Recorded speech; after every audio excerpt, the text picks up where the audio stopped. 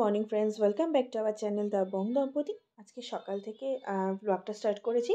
আর দেখতে পাচ্ছ কুট্টুসও উঠে পড়েছে। উঠে আমার কোলে এসে তোমাদের সবাইকে জানাচ্ছে গুড মর্নিং। তো চলো আজকের এই ভিডিওতে বেশ কিছু ইনফরমেশন বা ইম্পর্টেন্ট টিপস তোমাদের সাথে শেয়ার করতে চাইছি। অ্যাকচুয়ালি আমি কুট্টুসকে এরই মধ্যে স্লিপিং রুটিন বলো বা খাবার রুটিন বলো, তার মধ্যে একটা আনার চেষ্টা করেছি। তো সেটাই তোমাদের সাথে শেয়ার করছি।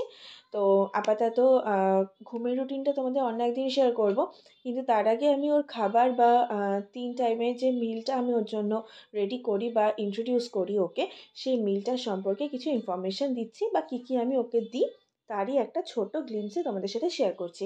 তো দেখতে পাচ্ছ প্রথমে আমি একটা প্লেটের মধ্যে 1 টেবিল স্পুন মতো ওটস নিয়েছি, 3টে মতো কিশমিশ নিয়েছি, আর তার সাথে নিয়েছি একটা গোটা কলা, কাঁঠালি কলা।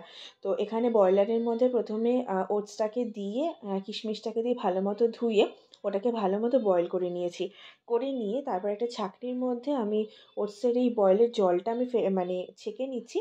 তার কারণ ওটসের মধ্যে না একটা লোদ লোদ ভাব থাকে, যেটা কি না বাচ্চাদের ক্ষেত্রে খুবই মানে খারাপ, মানে কি বলবো, ওদের খুবই অসুবিধা হয় খেতে। বেসিক্যালি ওরা একদম লিকুইড খেয়ে অভ্যস্ত না।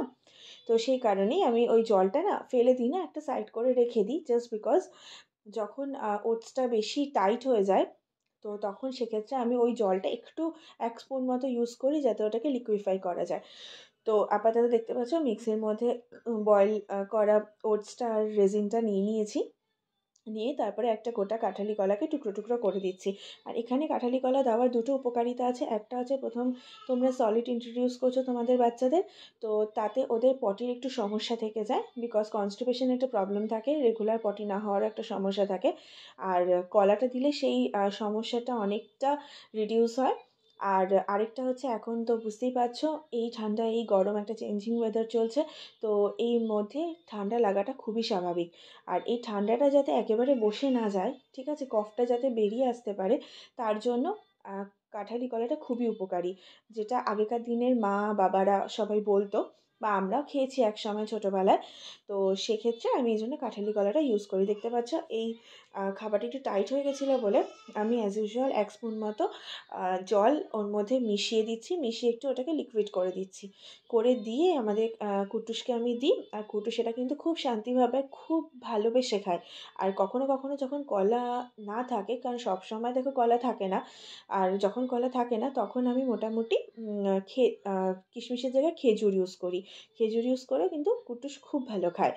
তো দেখতে পাচ্ছ দুপুর এখন প্রায় 1টা বেজে গেছে, আর কুট্টুসের টাইম হয়ে গেছে খাবার। তো সেক্ষেত্রে দেখো ওর বাবা যেহেতু গিটার ক্লাস করছিল, তাই কুট্টুস ওখানে বসে একটু রোদ পোহাচ্ছিল। কারণ সত্যি কথা বলতে শীতকালে না ঘরে একদম রোদ ঢোকে না, আর ছাদে নিয়ে গেলেও সেখানে হাওয়া চলে, আর রাস্তাঘাটে সরাসরি নিয়ে বেরোই না আর কি।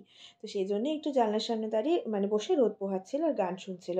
তো এরই ফাঁকে আমি খাবারটা রেডি করে দিচ্ছি। আর শীতকালে না ওকে আমি চেষ্টা করি মানে গরম গরম খাবারই ওকে দেওয়ার, তাই জন্য ওকে ওর বাবার কাছে রেখেই তারপর খাবারটা রেডি করি।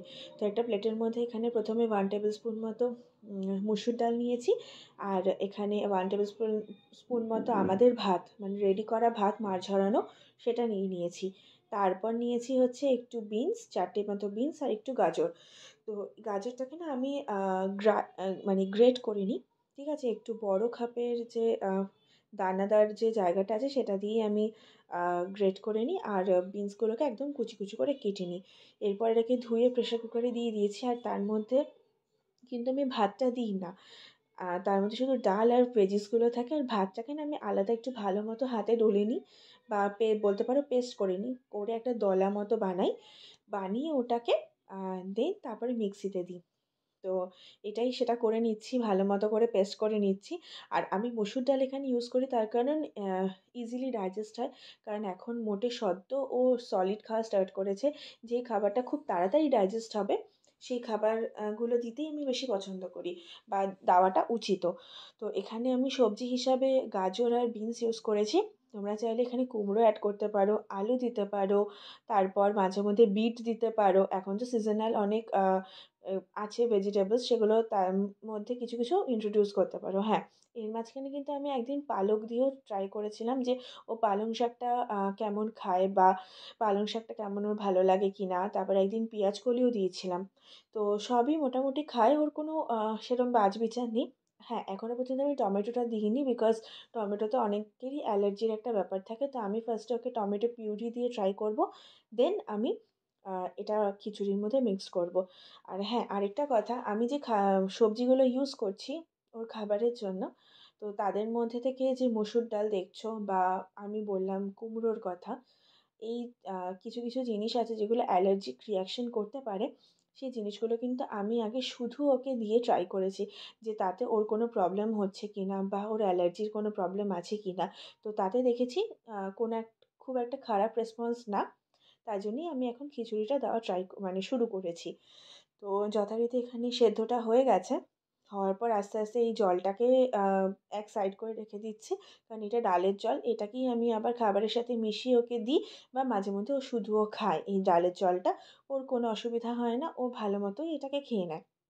তো জলটা আমি আগে দিই না, বিকজ এর মধ্যে জলটা খেলে না পেটটা ভরে যায়, তো সলিডটা খেতে পারে না। আর তোমাদের যা বলেছিলাম এই রাইস বলটা তৈরি করেছি, এই বলটাকে আমি মিক্সিতে দিয়ে দিয়েছি, আর তার সাথেই বয়েল করা ভেজিসগুলোও দিয়ে দিয়েছি। আর এই ভেজিসের মধ্যে দেখবে তোমার কিছু কিছু যদি কখনো গ্রাইন্ড নাও হয়ে থাকে, ওটাকে না প্রথম প্রথম ছেঁকে দেবে, কিন্তু আফটার 7 মান্থস ওটা না ছাকবে না। আর দেখবে আস্তে আস্তে না খাওয়াটা শিখে যাবে, কারণ অল্প অল্প করে দানাদার দিতে দিতেই তোমরা দেখবে ওরা আস্তে আস্তে চিবানোর ব্যাপারটা চলে আসবে। তো দেখো এখানে আমি ফাইন পেস্ট করে নিয়েছি, আর এটা আমার একটু আঠালো লেগেছে বা একটু ঘন লেগেছে বলে আমি এর মধ্যে একটু জল মিশিয়ে দেবো, সেটা আবার ডালের জলটাই আমি মেশাবো, কারণ এর মধ্যে ভরপুর পুষ্টিগুণ আছে। তো সেই জন্য। আর তার সাথে আমি দেখো বাটার রেখেছি, আমি 1 স্কুপ মতো, মানে ছোট্ট অল্প পরিমাণ মতো বাটার দেবো ওকে, কারণ সবসময় বাটার দিই না, কিন্তু শীত পড়েছে বলে ইজিলি ডাইজেস্ট হয়ে যাবে বলেই বাটারটা আমি ইউজ করছি। আর ডক্টরও বলেছে ওকে একটু বাটার দিতে। তো যথারীতি তার জন্য ভালো মতো মিক্স করে নিচ্ছি। আর হ্যাঁ, আমি বাটারটা কিন্তু পুরোটা ইয়ের মধ্যে দিই না, মানে একদম পেস্ট বাবা এই যে টাকা, এই যে টাকা,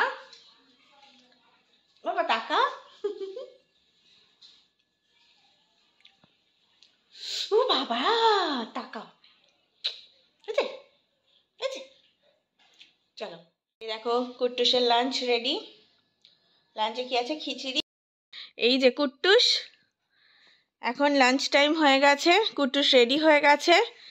দাও লাঞ্চ দাও, লাঞ্চ দাও বলছে। আর আজকে কুট্টুস খাবে লাঞ্চে খিচুড়ি আর ডালের জল, আর তার সাথে কুট্টুসের প্লেটে, মানে কুট্টুসের দিদি কুট্টুসকে যে গিফট করেছে সেই প্লেটে। তো চলো খাওয়ানো যাক এক প্রস্ত। এখন রেডি হয়ে গেছে, কুট্টুস এখন খাবে লাঞ্চ। লাঞ্চে আছে খিচুড়ি। কুটুসের নতুন প্লেট। এটা কি ডালের জল নাকি? হ্যাঁ, এটা ডালের জল, ডালের জল। আর এটা হচ্ছে খিচুড়ি। এই যে বসে আছে কুটুস খাওয়ার জন্য। তো এবার ঘপা ঘপ খেতে হবে। কুট্টুস তুমি রেডি তো? দাঁড়াও, রেডি? দেখি তো, প্রথমে নাটক চলবে। ও আসলে ও গান চালানোর জন্য বলছে। জেনেছে। আসলে ও দম দেওয়া পুতুল, চাবি দেওয়া পুতুল, মাঝে মধ্যে একটু ঘাটটা ঢং ঢং করে নাড়ে। এটা ওর ফেভারিট ফুড, লাঞ্চ। দেখো ফেলেও দিল, আর সারা ঘর ভর্তি ন্যাকড়া। এই ছাড় ন্যাকড়া ছাড়। আসো, ঠিক আছে।